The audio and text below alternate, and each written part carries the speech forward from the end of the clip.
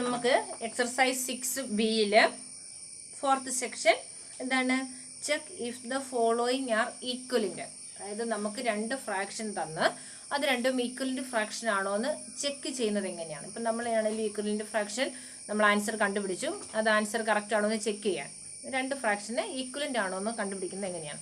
അപ്പോൾ അതിന് ഇവിടെ ഫോർത്ത് സെക്ഷനിൽ എക്സർസൈസ് 6B ഫോർത്ത് സെക്ഷനിൽ ഫസ്റ്റ് ക്വസ്റ്റ്യൻ 2/6 ആൻഡ് 3/9 ചെക്ക് ചെയ്യുന്നത് എങ്ങനെയാണ്.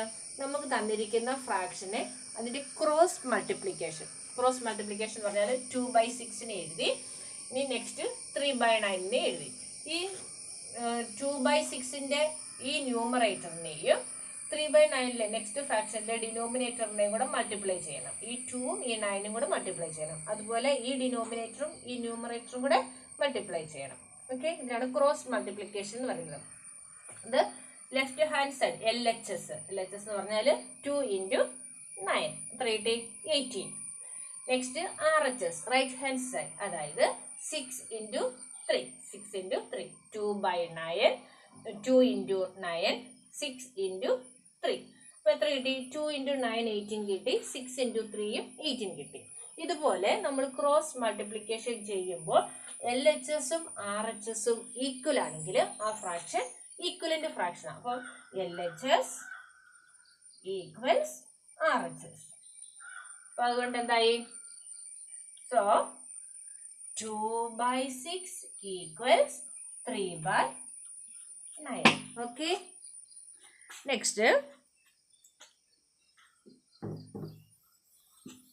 5/5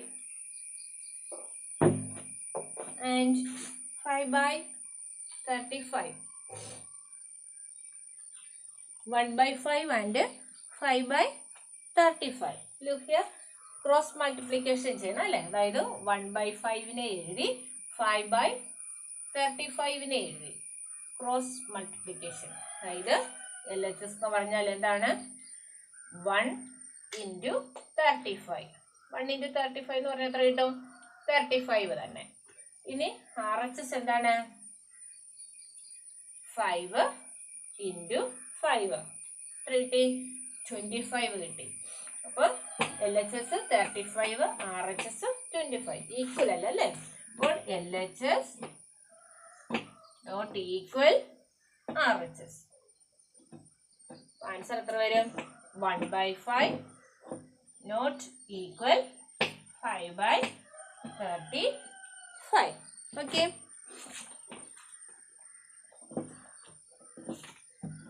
നെക്സ്റ്റ് ക്വസ്റ്റ്യൻ.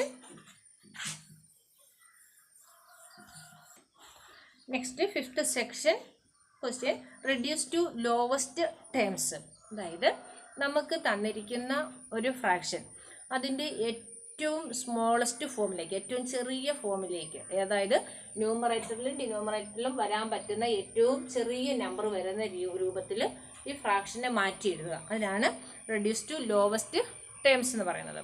അപ്പം ലോവസ്റ്റ് ടേംസിൽ ചെയ്യാൻ നമുക്ക് ഒന്നുകിൽ ഇതിൻ്റെ കോമൺ ഫാക്ടർ HCF കണ്ട് അതിൻ്റെ കോമൺ ഫാക്ടർ കണ്ടിട്ട് ആ കോമൺ ഫാക്ടർ കൊണ്ട് നമുക്ക് ആ HCF കൊണ്ട് നമ്മൾ അതിനെ ഈ രണ്ടിനെയും ഡിവൈഡ് ചെയ്ത് കഴിഞ്ഞാൽ നമുക്ക് സ്മോളസ്റ്റ് ഫോം കിട്ടും. അല്ലെങ്കിൽ നമുക്ക് ഈ രണ്ട് നമ്പറിനെയും നമുക്ക് ഡിവൈഡ് ചെയ്ത് നോക്കാം. ഈ രണ്ടിനെയും ഡിവൈഡ് ചെയ്യാൻ പറ്റുന്ന നമ്പർ ഏതാണുള്ളത് നോക്കുക.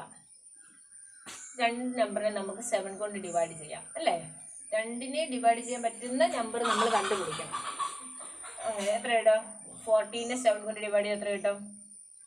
2 അല്ലേ. 7 2s are 14. 63യെ 7 കൊണ്ട് ഡിവൈഡ് ചെയ്യാമല്ലേ. അപ്പോൾ എത്ര വരും? 9 അല്ലേ. 9 × 7 63, 2 × 7 14. അപ്പോൾ നമുക്ക് കിട്ടിയ ഫ്രാക്ഷൻ എന്താണ്? 2/9. അപ്പോൾ ഈ 2വിനെയും 9നെയും ഏതെങ്കിലും നമ്പർ കൊണ്ട് ഡിവൈഡ് ചെയ്യാൻ പറ്റുമോ? 2നെ 2 കൊണ്ട് ഡിവൈഡ് ചെയ്യാം, പക്ഷെ 9നെ 2 കൊണ്ട് ഡിവൈഡ് ചെയ്യാൻ സാധിക്കില്ല. അപ്പോൾ ഈ ഫ്രാക്ഷനെ ഇനി രണ്ടിലും കോമൺ ആയിട്ടുള്ള ഒരു ഫാക്ടർ ഇല്ല, അല്ലെങ്കിൽ രണ്ടിനെയും ഒരുപോലെ ഡിവൈഡ് ചെയ്യാൻ പറ്റുന്ന ഒരു നമ്പർ ഇല്ല. ആ ഒരു ഫോമിലേക്ക് ഫ്രാക്ഷനെ മാറ്റിയെടുക്കുക. അതിനാണ് ലോവസ്റ്റ് ഫോം എന്ന് പറയുന്നത്. Next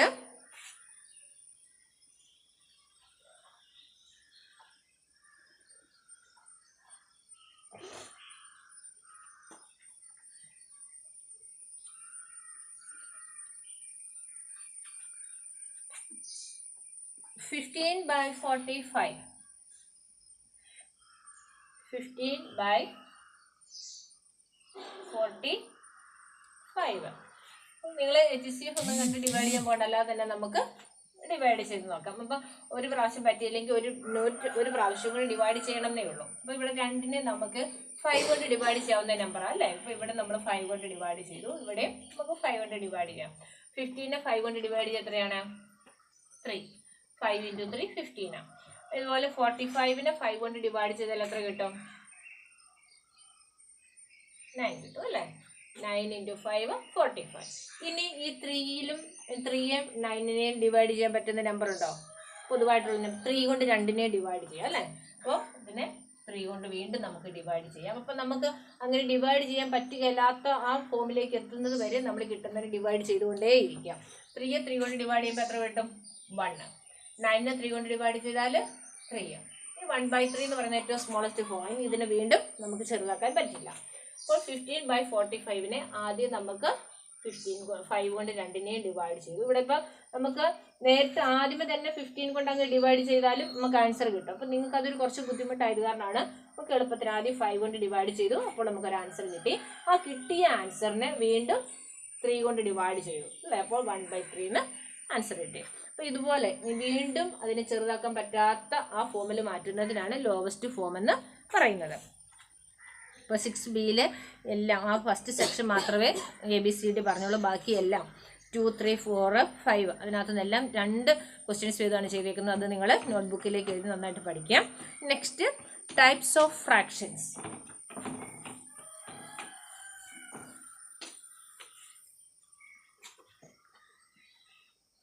types of fractions. Fractions എങ്ങനെയാണ് നമ്മൾ പലതരത്തിലുള്ള ഫ്രാക്ഷൻസ് ഉണ്ട്. അത് like first one like fraction. Like and unlike fraction.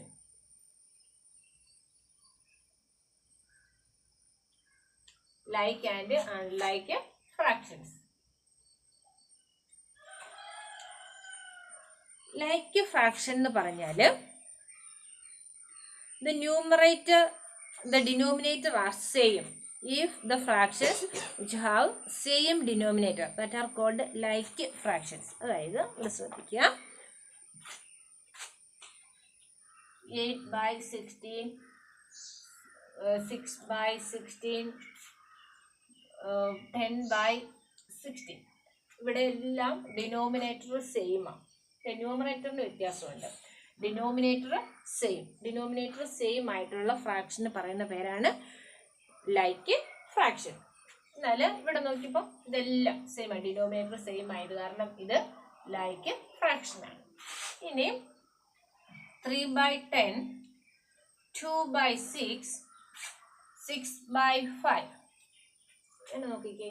ഇതിന് ഡിനോമിനേറ്റർ എല്ലാം വ്യത്യസ്തമാണ്. അങ്ങനെയുള്ള ഫ്രാക്ഷനാണ് അൺലൈക്ക് ഫ്രാക്ഷൻ. മനസ്സിലായല്ലോ? ഡിനോമിനേറ്റർ സെയിം നമ്പറാണ്. നമുക്ക് തന്നിരിക്കുന്ന 3, 4 എത്ര ഫ്രാക്ഷൻ തന്നാലും അതിൻ്റെ എല്ലാം ഡിനോമിനേറ്ററുകൾ സെയിം നമ്പർ ആണെങ്കിൽ അത് ലൈക്ക് ഫ്രാക്ഷൻ. ഡിനോമിനേറ്റർ എല്ലാം വ്യത്യസ്ത നമ്പറുകളാണെങ്കിൽ അത് അൺലൈക്ക് ഫ്രാക്ഷൻ. ഇനി നെക്സ്റ്റ്,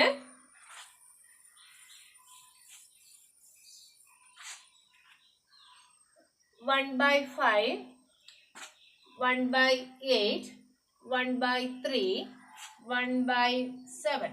ഇവിടെ നോക്കിക്കേ, ന്യൂമറേറ്ററിന്റെ പ്രത്യേകത എന്താണ്? എല്ലായിടത്തും ന്യൂമറേറ്റർ 1 ആണ് അല്ലേ. ഡിനോമിനേറ്റർ വ്യത്യസ്തമാണ്.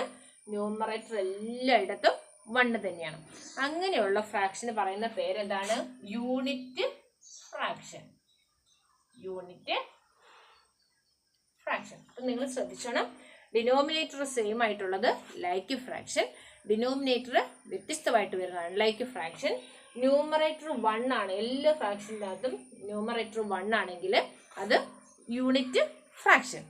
അപ്പോൾ നമ്മൾ 3 ഫ്രാക്ഷൻ്റെ പേര് പഠിച്ചു. ഇനിയുണ്ട് ഇവിടെ 3/8,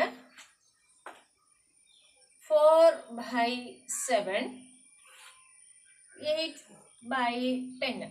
ഇതിൻ്റെ എല്ലാം പ്രത്യേകത എന്താണ്?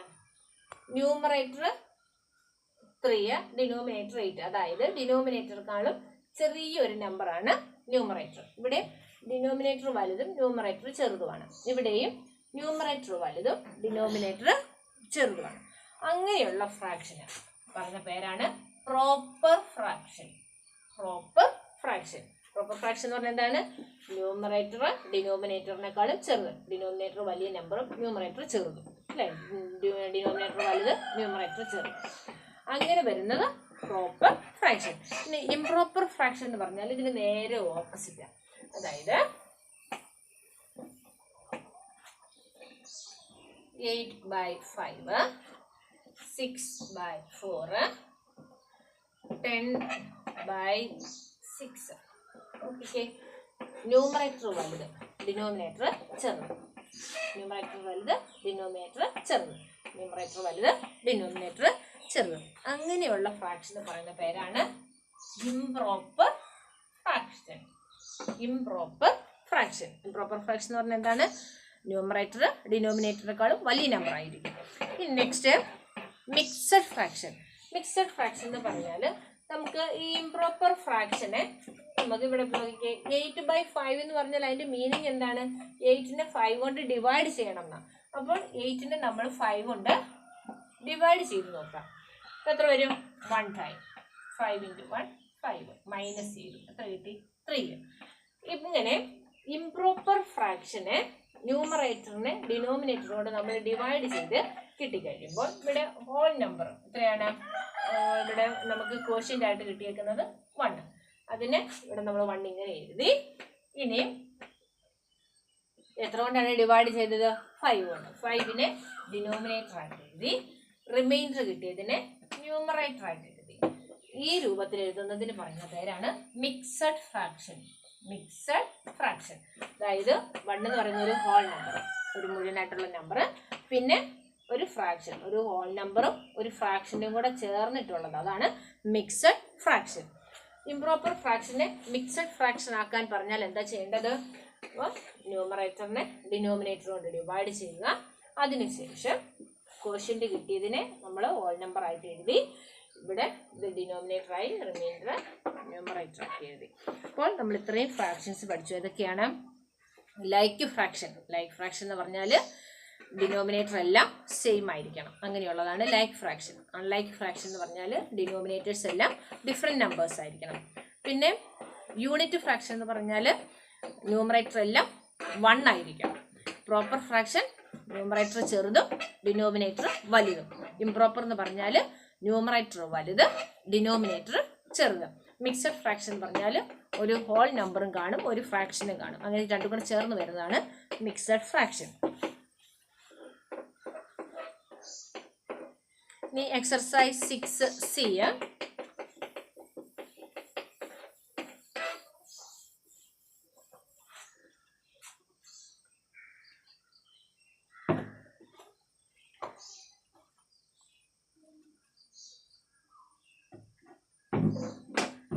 Look at the shaded parts and write the fraction. State whether the set of fractions are like or unlike. അപ്പോൾ ആദ്യത്തെ ഫ്രാക്ഷൻ എന്താണ്? 4 ആയിട്ട് ഡിവൈഡ് ചെയ്തതിൽ 1 ഭാഗം, അല്ലേ? 1/4. രണ്ടാമത്തതോ 1 ആയിട്ട് 2 ആയിട്ട് ഡിവൈഡ് ചെയ്തതിൽ 1 പാർട്ട്. നെക്സ്റ്റ് 6 ആയിട്ട് ഡിവൈഡ് ചെയ്തതിൽ 2 പാർട്സ്. ഇതെന്താണ്? നമ്മൾ ഫ്രാക്ഷൻ എല്ലാം എഴുതി.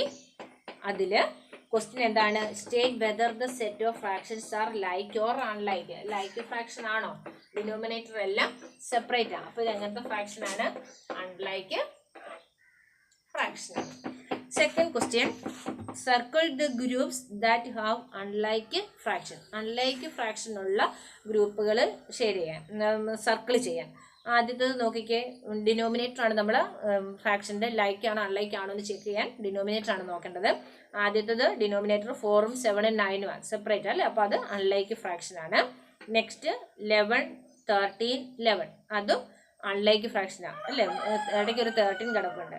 നെക്സ്റ്റ് C, 3ലും ഡിനോമിനേറ്റർ സെയിം ആണ്, 18 തന്നെയാണ്. അത് ലൈക്ക് ഫ്രാക്ഷനാണ്. ഡി ഡിനോമിനേറ്റർ 3 എണ്ണത്തിനകത്ത് 15 ആണ്. അപ്പോൾ സിയും ഡിയും ലൈക്ക് ഫ്രാക്ഷനാണ്, എയും ബിയും unlike ഫ്രാക്ഷനാണ്. Let's separate these fractions into proper fractions and improper fraction. നമുക്ക് 3 പ്രോപ്പർ ഫ്രാക്ഷനും ഇംപ്രോപ്പർ ഫ്രാക്ഷനും ആയിട്ട് തിരിക്കാനാണ്. അത് 4/7, അതായത് 4 എന്ന് പറയുന്നത് ചെറുതും 7 വലുതുമാണ് അല്ലേ. 4/7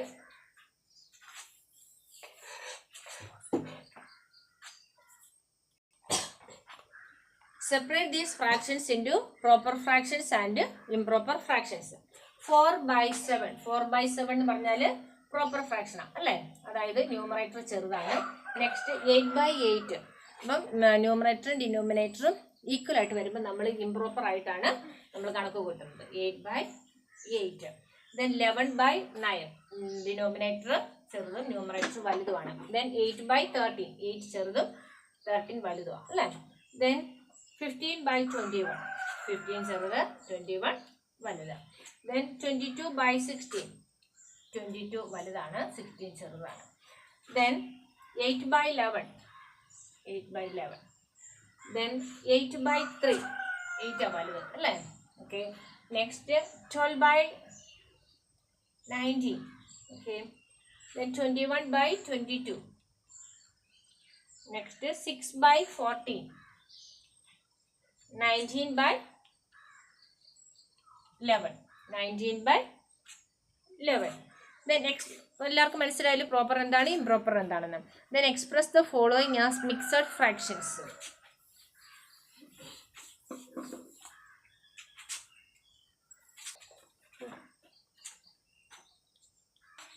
For the section, express the following as mixed fraction. 14/6. 14/6 mixed fraction ആക്കുക. 14 6 കൊണ്ട് നമ്മൾ ഡിവൈഡ് ചെയ്തു. 6 2s are 12, മൈനസ് ചെയ്തു 2 കിട്ടി. അപ്പോൾ ഇതിൻ്റെ മിക്സഡ് ഫ്രാക്ഷൻ ആയിട്ട് എഴുതുമ്പോൾ തന്നെ നമുക്ക് കോഷ്യൻറ്റിന് ഹോൾ നമ്പർ ആയിട്ട് എഴുതി, 6 ഡിനോമിനേറ്റർ ആയിട്ട് 2 ന്യൂമറേറ്റർ ആയി.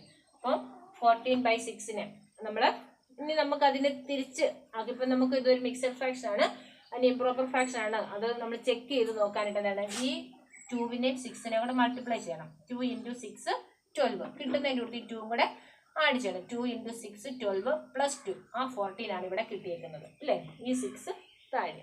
അപ്പം നമുക്ക് ചെക്ക് ചെയ്യാനും അങ്ങനെ തന്നെ ചെയ്യാം. Next B 8/3, 8/3. 8നെ 3 കൊണ്ട് ഡിവൈഡ് ചെയ്തു. 3 2s are 6. അപ്പം എങ്ങനെ എഴുതാം? 2വിനെ ഈ 2വിനെ നമ്മളിവിടെ എഴുതി, ഈ 3 ഡിനോമിനേറ്റർ ആയിട്ട് എഴുതി. 2വിനെ 2 and 2/3.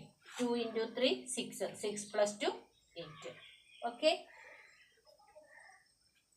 22/7 മിക്സഡ് ആക്കാൻ 7 3s are 21, മൈനസ് ചെയ്തു 1 കിട്ടി. അപ്പോൾ എത്രയാണ്?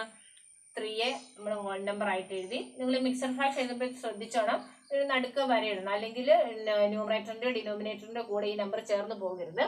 7നെ സ്വല്പം അകത്ത് ഇങ്ങനെ എഴുതുക. ഡിനോമിനേറ്ററിനെ 7 എഴുതി, 1 ന്യൂമറേറ്റർ. 3 and 1/7. ഓക്കെ.